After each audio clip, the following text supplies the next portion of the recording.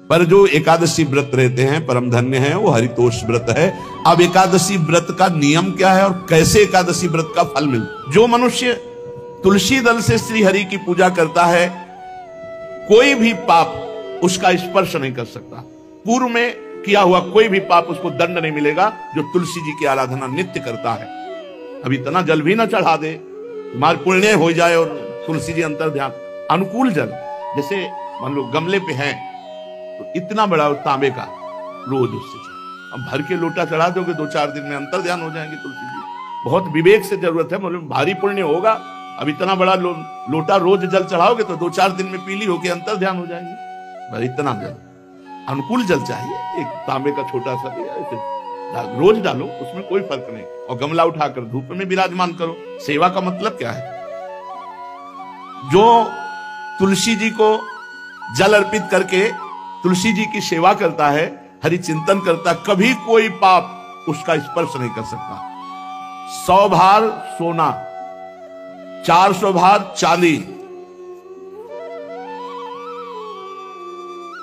का जो दान करने का फल होता है, वो एक तुलसी दल उतार, जो अपने द्वारा लगाई हुई तुलसी दल, वो हरि के चरणों में अर्पित करो। ये 100 भार सोना और चांदी बराबर ही नहीं हो सकती। कितना महत्व है। जो रोज तुलसी दल चयन कर, द्वादशी को ना चयन करे।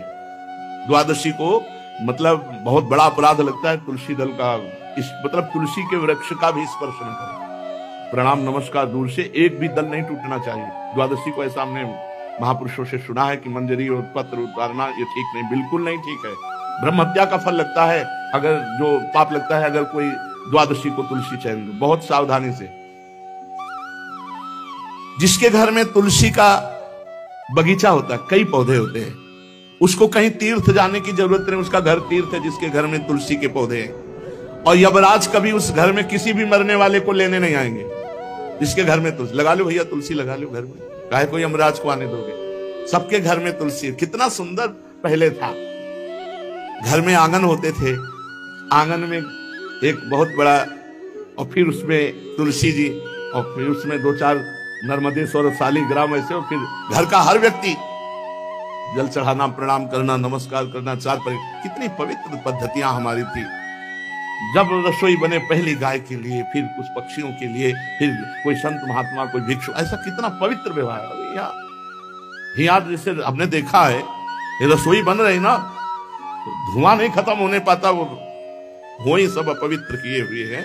राक्षसी बुद्धि आती चली जा रही है। तुलसी जी, ये भागवती को वस्तु, हमें लगता है बालकनी तो होती है, बढ़िया बालकनी में एक ऐसा उठाने धरने वाला स्टैंड लोहे का रखो कि तुलसी जी को विराजमान कर दो।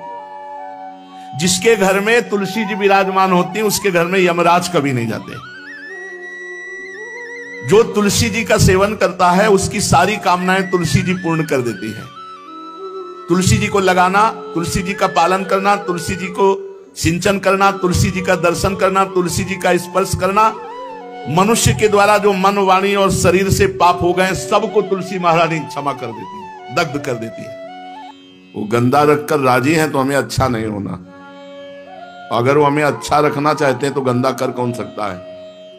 पूर्ण विश्वास कर ले कि हमारा सुधार भगवान स्वयं कर देंगे, हमें सतमार्ग में स्वयं भगवान दृढ़ कर देंगे, भगवान अपनी कृपा से हमें मिल जाएंगे। इसमें बिल्कुल संशय मत रखो।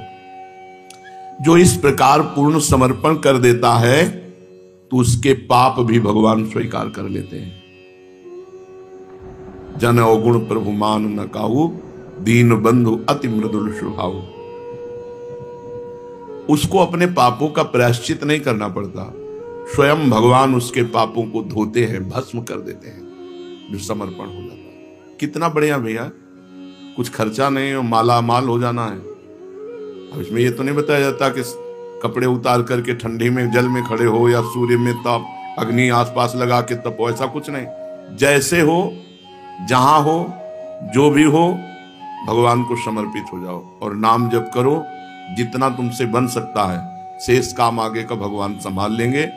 जहां सुधार करना है वहां जलन देंगे, विपत्ति देंगे, अपमान देंगे, पिटवाएंगे, अपने आप सुधर जाओगे। ये थोड़ी है कि ऐसे तुम्हारी आरती होगी और सुधर जाओगे। नहीं नहीं नहीं, वो सुधारने की एक्टिंग जानते हैं, जगत गुरु है वो। सब गुरुओं के गुरु हैं, वो सुधार देंगे। सुधर जाओ तो सुधर जाओ, नहीं सुधार देंगे। सुधर जाओ तो अच्छा है, और सुधार जब देंगे तो फिर बहुत विचित्र ढंग से सुधारते हैं। बोले अब शरीर में कैंसर हो गया, बचने की गुंजाइश नहीं। अब हे भगवान आओ लाइन में। उनके लिए शरीर में कैंसर होना कोई बड़ी बात थोड़ी। शरीर एक कपड़ा है, जीव अविनाशी है, अविनाशी का कुछ होना नहीं, विनाशी को मरना है। अब जहां शरीर का भरोसा था, शरीर के भोग थे, शरीर से आनंदित हो रहे थे, अब शरीर में आ गया कि बचने की आशा नहीं है। तो फिर जब बचने की आशा नहीं होती तब ऐसे होता है। हे नाथ, अंदर से कि अब तो मैं आपकी, वो उसी समय काम बन गया। घंटा 2 घंटा थोड़ी लगते हैं। आर्त भाव से गजेंद्र ने पुकारा, एक क्षण में भगवान ने उद्धार कर दिया। अंतिम समय जीव भगवान के आश्रित हो जाए तो अंतिम श्वास में काम बन जाए, 1 सेकंड में काम बन जाए, तो समर्पित हो जाओ, सोच समझ के समर्पित हो जाओ। नहीं वो व्यवस्था कर देंगे। अगर व्यवस्था चाहते हो कि अपने आप करवा ले तो करवा तो लेंगे पक्का, पर उनके हथकंडे बहुत विचित्र है। ऐसे हथकंडे विचित्र है कि ऐसा लगेगा कि अब जीना मुश्किल है। तब कहेंगे हमारा रास्ता है, आओ। पिटवा देते हैं, पुजवा देते हैं, किसी काम का नहीं रखते हैं, केवल अपने नाम का रखते हैं, ये मेरा है। अब ऐसे जैसे कुम्हार मिट्टी को कूट कूट करके, मसल मसल करके, एक कंकड़ी न रह जाए। अगर एक कंकड़ी रह गई तो वहीं से बर्तन फूट जाएगा। इतनी सरसों जैसी कंकड़ी रह जाए तो पूरा घड़ा बेकार हो गया। ऐसे ही भगवान कूट कूट करके अपने भक्त को बिल्कुल निराभिमान, दैन्य, सरस, सहज, सरल ऐसे बना देते हैं। वैसे बनाएंगे तो वही, लेकिन हमें लगता है जितनी सामर्थ्य थी पहले बन जाओ फटाफट, उनके ऊपर मत छोड़ो। नहीं, वो अपना जब प्रोसेस शुरू करते हैं तो दोनों किडनी फेल। जिस आश्रम में रह रहे उससे भी निकाल दिए गए। झोला टांगे राधा वल्लभ जी सामने बैठे, न रहने का ठिकाना, न खाने का ठिकाना, न कोई बात करने वाला, न कोई बोलने वाला, कहीं का नहीं रखते। जो कहीं का नहीं रहता वो प्रभु का होता। असली में शरणागति तभी होती है जब कोई आश्रय नहीं रह जाता। ये दुर्भाग्य है कि ऐसे सुहृद भगवान का हम तब आश्रय लेते हैं जब कोई आश्रय नहीं रह जाता। नहीं तो हम पहले ही आश्रय ले लें तो ऐसी घटना ही नहीं हो पाएगी। यदि महल में ही पुकार देती द्रौपदी जी तो केस पकड़ने की सामर्थ्य नहीं दुशासन की थी कि वो केस पकड़ के घसीटता हुआ सभा में लाता। वो जब केस पकड़ा तो उनको भरोसा पांडवों का हुआ, प्रभु का नहीं हुआ। प्रभु का भरोसा, प्रभु का आश्रय, वो सब सुधार लेंगे। देखो बिगड़ा भी उन्हीं से है, बनेगा भी उन्हीं से। बिगड़ा उनसे कैसे? उन्हीं की तो माया शक्ति है, उन्हीं की माया शक्ति ने बिगाड़ा है और कृपा शक्ति बना देगी। दोनों हाथ उन्हीं के हैं, एक हाथ से उन्होंने बिगाड़ा है तो दूसरे से बना देंगे। तीसरा कोई ऐसा नहीं है जो हमें बना सके। उनके एक हाथ ने बिगाड़ा है वाम मार्ग, उनके विरुद्ध चलने वाले हमारी जो इच्छा है वही हमें बिगाड़ दी। ये इच्छा माया से जागृत हुई है।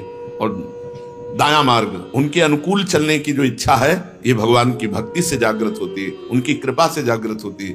तो हमारी दुर्गति भी उन्हीं से हुई और सदगति भी उन्हीं से होगी। तुम्हारी माया बाजी पसारी विचित्र, सुनि मुनि मोहे काकी कोड़, कह हरिदास तुम हारे और हम जीते तो न तो। बिल्कुल निश्चिंत रहो, कोई दावा ऐसा नहीं है जिसमें भगवान हमको फेल कर सके। बोले तू कामी भ्रष्ट हो गया, तो आप कहां थे जब मैं आपकी शरण में हूं? तो आप कहां थे? और आकर्षण किसने किया और भ्रष्ट किसने किया? आकर्षण आपकी माया ने किया। डांट देते हमें, उसको डांट देते, तब तो देखते रहे। तो निर्णय तुम्हीं को करना है। तुम्हारी माया बाजी पसारी विचित्र, सुनि मुनि मोहे काकी कोड़। किसकी गोद में बैठकर बड़े बड़े मुनिजन भूल कर गए आपकी माया की। तो तुम हारे और हम जीते तो ना तोड़। फिर भी आप कि मैं हार गया तो अब चलो इसका कल्याण करना बंद कर दे, फिर भी आप सुधारने में लगे हो। जय हो आपकी। यद्यपि आप हार चुके हो सुधारते सुधारते, और हम बिगाड़ते बिगाड़ते जीत गए हैं, लेकिन फिर भी आप सुधारने में लगे हो, इसलिए आपकी जय हो। पक्का समझो, शरणागत का सारा भार प्रभु ले लेते हैं। अपने को बिल्कुल बेपरवाह होना है। अपने जितने बेपरवाह हो जाते हैं उतने ठीक हो जाएंगे। ऐसे हो जाओ। नाथ पूरा भार आपके चरणों में, मेरे से कुछ नहीं संभरेगा। तो उस भक्त के पाप भी भगवान स्वयं भस्म कर देते हैं, स्वयं भगवान धोते हैं। ये भोग वासना भरे हृदय से समर्पण हो जाए तो क्या भगवत प्रेम मिल जाएगा? हमारे हृदय में भोग वासनाएं हैं, बड़ा गंदा है। और ऐसे ही हृदय से ऐसे समर्पण कर दें तो भगवान मिल जाएंगे, प्रेम मिल जाएगा। हाँ, ये बहुत छूट वाला, जैसे दीपावली को छूट होता है ना, 25% छूट, 40%, इसमें 100% छूट है। ये शरणागति का ऐसा मार्ग है 100% छूट वाला, इसमें 1% का कोई, पूरा का पूरा छूट है। कह रहे हैं हाँ, जैसे पतित हो, जैसे गंदे हो, जैसे हो वैसे ही भगवान की अपिचेत सुदुराचारो भजते माम अनन्य भाग साधुरेव समंतव्या सम्यक व्यवसिता हिस्सा। जिसने ईमानदारी से अपने आप को भगवान के चरणों में समर्पित कर दिया, उसकी आसक्ति, उसकी वासना, उसकी कामना स्वयं भगवान ले लेते हैं, स्वयं भगवान ले लेते हैं, अपने चरणों में आसक्ति करा देते हैं और भगवत सुख की वासना जागृत कर देते हैं और अपने मिलन की कामना जागृत कर देते हैं। आसक्ति अपने चरणों की, वासना भगवदानंद की, कामना भगवत मिलन की। ये शरणागति की आसक्ति, वासना, कामना ये भगवान बदलते हैं। बोले हमारी तो नहीं बदले, चुप रहो, चिंता मत करो, कोई घाटे में थोड़ी हो, नहीं बदले तो घाटे में तो हो नहीं। शरणागत हो गए हो तो अब संशय मत करना कि मैं हुआ हूं कि नहीं हुआ हूं, ऐसा मत करना। मैं शरणागत हूं, हृदय से पक्का विश्वास, प्रभु का शरणागत हूं, बदले। गुरुदेव भगवान ने एक बार कहा, तुम चिंता क्यों करती हो, प्रिया प्रीतम का शरणागत हो। ये सुनकर अपार सुख हुआ कि हम तो शरणागत जो हैं जैसे हैं, लेकिन मेरे गुरुदेव कहते हैं कि वो प्रिया प्रीतम का शरणागत है। अब हमें चिंता की बात नहीं, अब हमारी कोई चिंता की बात नहीं। हम तो कहते ही शरणागत है और गुरुदेव ने कह दिया वो प्रिया प्रीतम का शरणागत है, तुम्हें चिंता करने की बात नहीं। तो गुरुदेव ने मेरा सारा भार प्रिया प्रीतम को दे दिया। अब वो जिम्मेवारी देखें, हमारी थोड़ी जिम्मेवारी कोई है। तो हम अपनी शरणागति पर कभी प्रश्नवाचक चिन्ह न लगावें कि पता नहीं हमारी उस कोटि की शरणागति है कि नहीं, जिस कोटि में भगवान ऐसे कामना, वासना, आसक्ति का परिवर्तन कर देते हैं। कोटि वोटि हम नहीं जानते, हम जितने हैं जैसे हैं आपके हैं। हे प्रभु, जो कमी हो, जहां कमी हो, जैसे दूर करना हो आप कर लो, मैं आपकी शरण में हूं। शरणापन्न भक्त को कोई कर्म करना चाहिए, हाँ, वो अथक परिश्रम करता है, वो कायर थोड़ी होता है। शरणागत भक्त अथक परिश्रम करता है, रात दिन प्रभु की आज्ञा का पालन करने के लिए वो सेवा में तत्पर रहता है। वो कायर नहीं होता कि बैठा है पैर पे पैर चढ़ाए और प्रभु की शरण में, ऐसा नहीं है। जो दिनचर्या है, जो कार्य है, वो तत्परता पूर्वक करता है, पर वो कार्य करता नहीं है। वो देख रहा है भगवान यंत्रवत मेरे से करवा रहे हैं, उसका कोई फल, उसकी कोई कामना नहीं, कोई वासना नहीं। उसके कर्म भाव से होते हैं, प्रातः से लेकर शयन तक। उस पर इतनी भगवान की कृपा होती है कि स्वयं भगवान प्रतिपल उसके समीप रहते हैं, उसकी चिंता करते हुए। यह शरणागति का आनंद है। प्रतिपल भगवान समीप रहते हैं, उसकी चिंता करते हुए। भगवान का हृदय उमड़ता रहता है उसके प्रति कि ये मेरा है, मेरे को समर्पित है। जीव मात्र में भगवान की प्रीति है। सम्मम प्रिय सम्मम उपजाए। पर भगवान संग का और कृपा का अनुभव उसे ही कराते हैं जो शरणागत है। सब पर भगवान की प्रीति है। सब मम प्रिय सब मम उपजाए। पर कहते हैं मामेव ये प्रपद्यन्ते, तो माया में ताम तरन्ते। माया से वही तर सकता है जो मेरी शरण में आ गया। मामेव ये प्रपद्यन्ते। भगवान कहते हैं मत चित्ता मत प्रसादात सर्व दुर्गाणि तरिष्यति। जिसने मेरे को चित्त दे दिया तो मेरी कृपा से वो समस्त दुर्गुणों से पार हो जाता है। कहते हैं कि भगवान के एक बार सन्मुख हो जाओ तो सारे पाप भस्म हो जाते हैं। तो ये एक बार सन्मुख होना क्या है? अपने को पापों से बचाकर, आसुरी भाव का आश्रय छोड़कर, माया के द्वारा अपहृत ज्ञान को सत्कर्म और उपासना में पुनः करना। भाव, अंदर का भाव समझो। इसमें जो लिखा है वो तो अंदर का भाव समझो। हे भगवान, आज तक तो मैं भटकता रहा, अब मैं आज आपकी शरण। ये सन्मुखता हो रही अंदर से। हे भगवान, आज तक भटकता रहा, कहां कैसे सुख मिले, कैसे शांति मिले, कैसे आनंद मिले। दया निधान, जीवन बर्बाद हो गया, कुछ लाभ नहीं मिला। अब मैं आपकी शरण में। यह सन्मुखता, जीव संसार से पीठ करके जब भगवान की तरफ होता है उसमें समस्त भागवतिक सद्गुण जागृत होने लगते हैं और उसी क्षण सन्मुख होए जीव मोहि जबहि जन्म कोटि अगनाशों तबहि, करोड़ों जन्मों के पाप नष्ट कर देते हैं। तो बोले फिर भोग क्यों भोगना पड़ता है? तो कर्मों का नहीं भोगना पड़ता, वो प्रारब्ध भोगना पड़ता है। संचित कर्म भस्म हो गए, क्रियमाण निष्फल हो गए, लेकिन प्रारब्ध जो जिससे शरीर रचा गया था, शरणागत आज हुए हो और शरीर बहुत पहले रचा गया था, तो रचने के समय जो कर्म रखा गया कि इसमें आपको ये दुख मिलेगा, इसमें आपको ये सुख मिलेगा, वो शरणागत होने पर, सन्मुख होने पर भी आपको भोगना पड़ेगा। अवश्य में वो भोक्तव्यम, प्रारब्ध भोग भोगना पड़ता है। नहीं तो किसी को संशय हो जाएगा कि जब करोड़ों जन्मों के पाप भगवान की सन्मुखता में नष्ट हो गए तो वर्तमान में उसको दुख क्यों भोगना पड़ रहा है? क्योंकि वर्तमान शरीर की रचना जब हुई थी तब वो शरणागत नहीं था। वर्तमान शरीर की रचना होते समय उसके सुख दुख वाले शुभ अशुभ कर्म मिश्रित करके शरीर की रचना की गई। तो जब अब शरणागत हुआ है तो संचित कर्म भस्म हो गए, क्रियमाण निष्फल हो जाएंगे, वो आपको बांधेंगे नहीं, लेकिन प्रारब्ध आपको भोगना पड़ेगा। इसीलिए बड़े बड़े सिद्ध संतों के भी जीवन में प्रारब्ध भोग आता है। तो प्रारब्ध को भोगते हुए भगवान की शरण में रहो, निश्चिंत रहो, निर्भय रहो, नाम न भूलो। नाम भूलने वाले ये शरणागति के भाव को धारण नहीं कर पाएंगे। और इस पर हम कोई गुंजाइश नहीं रखना चाहते कि हम भगवान को भूले हैं तो चलेगा, क्योंकि हम भगवान की शरण में नहीं। तो ऐसे रहो, भगवान की शरण में रहो। भजन में त्रुटि आने पर भगवान से भी हम लड़ जाएंगे। एक बात और समझ लो, शरणागत है, सब कुछ आपका है, लेकिन आपकी यदि स्मृति में अंतर पड़ा, फिर हम इस बात में नहीं कि चलेगा, नहीं, इस पर नहीं चलेगा। एक चीज पे जीवन भर हमको लड़ना है, अखंड स्मृति, भगवत स्मृति पे अगर प्रहार हो, महाराज हमको अगर भोग देश में भेजना है तो अपनी स्मृति दो, हम जाने को तैयार हैं। दानों में पड़ रहा, बहुत बड़ा दान होगा, या नाम जप करके दूसरे को, इससे बड़ा कोई दान नहीं है। और सब दानों का कोई खास हमारे दिमाग में महत्व नहीं है। श्रवणम कीर्तनम ध्यानम हरे रदभुत कर्मणाम, भगवान की लीला का दूसरों को श्रवण कराने को कहा गया है। भूरिदा जनाओ, सबसे बड़े दानी जो भगवत चरित्र गान, भगवान नाम कीर्तन सुनाते, भगवत ध्यान में लगाते हैं। इष्टम दत्तम तपो जप्तम वृत्तम यच्चात्मनः प्रियम, दारान सुतान गृहान प्राणान यत्परस्मै निवेदनम।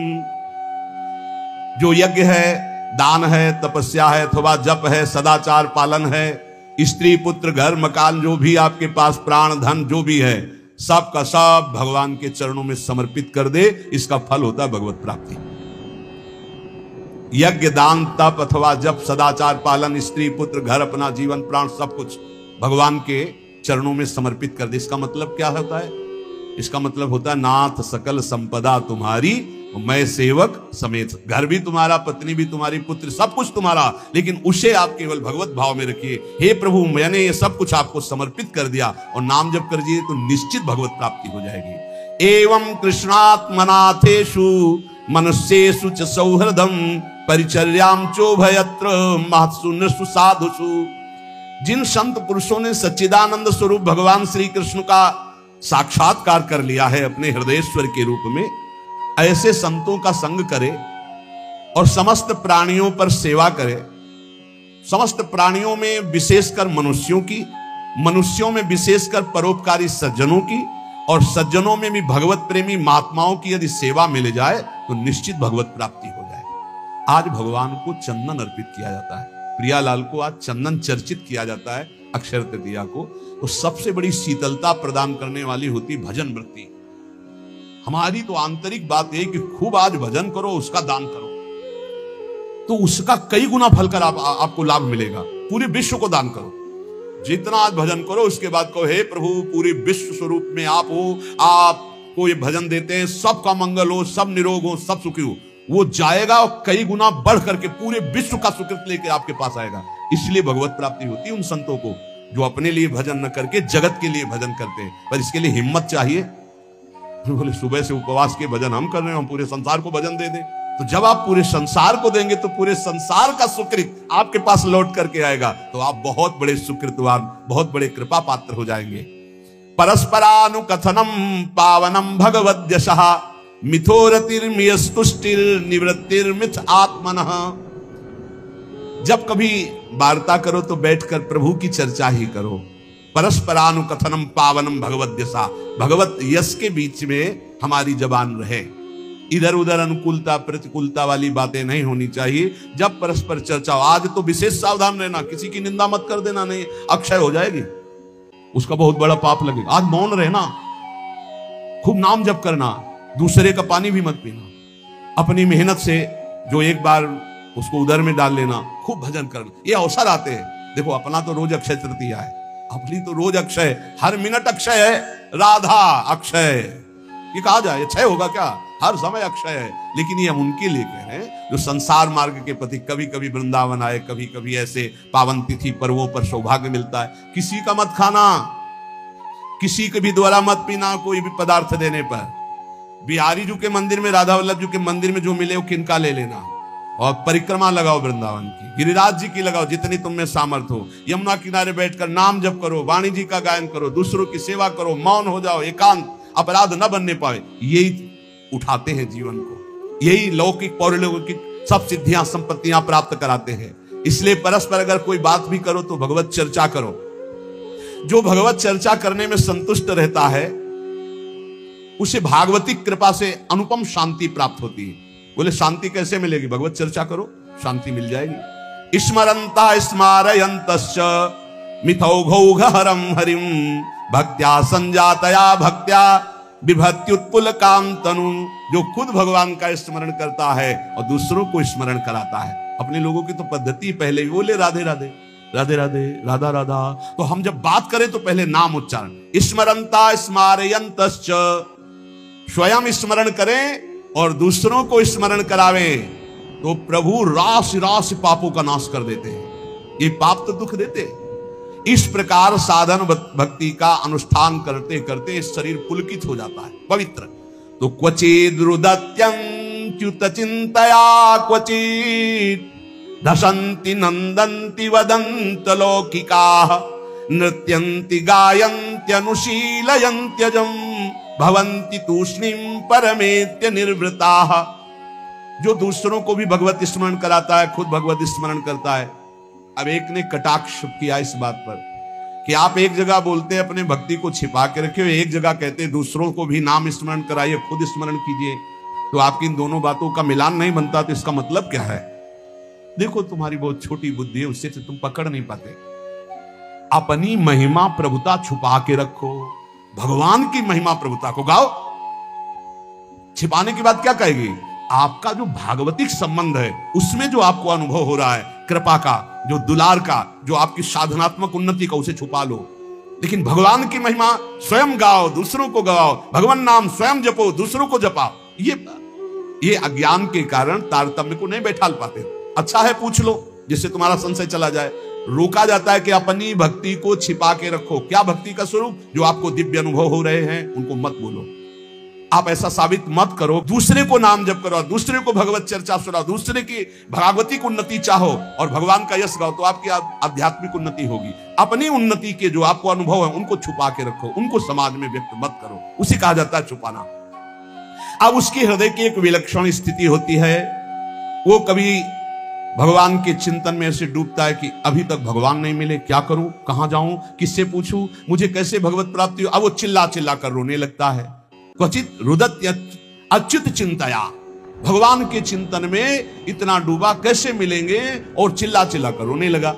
कभी वो भगवान की ऐसी लीला स्फूर्ति हो जाती है, वो देखता है परम ऐश्वर्यशाली भगवान, यशोदा मैया छड़ी लेकर के दिखा, तूने मिट्टी खाई, भगवान डर रहे, ऐसी लीलाएं स्फुरित होती। वो कभी खिलखिलाकर हंसने लगता है, कभी भगवान के दर्शन के आनंद की उन्मत्तता में वो नाचता है, कभी लोकातीत भाव में भगवान के सामने गीत गाता है, भगवान से बात करता है। इस प्रकार उसकी दिव्यता, दिव्य भाव की जागृत हो जाती है। तो उपासक नाम जप करे, भगवत चर्चा सुने ऐसे लोगों का किसी भी तरह के कोई चमत्कार से प्रभावित ना हो, जहां प्रभु का नाम, प्रभु का रूप, प्रभु की लीला, प्रभु का धाम की महिमा का गान ना हो।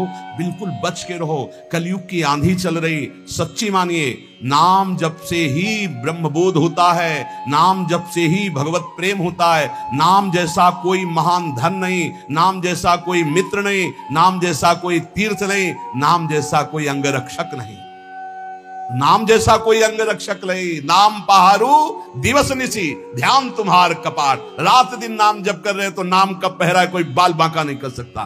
खूब नाम जप करो, बचाओ, ऐसे पर्वों में अपने को बचाओ, दूसरों के दान पुण्य से बचो। कुछ भी नहीं लेना, प्रणाम भी किसी का नहीं लेना। कोई प्रणाम कर रहा है फौरन प्रणाम करो, वो पंचांग कर रहा है आप सर झुका लो।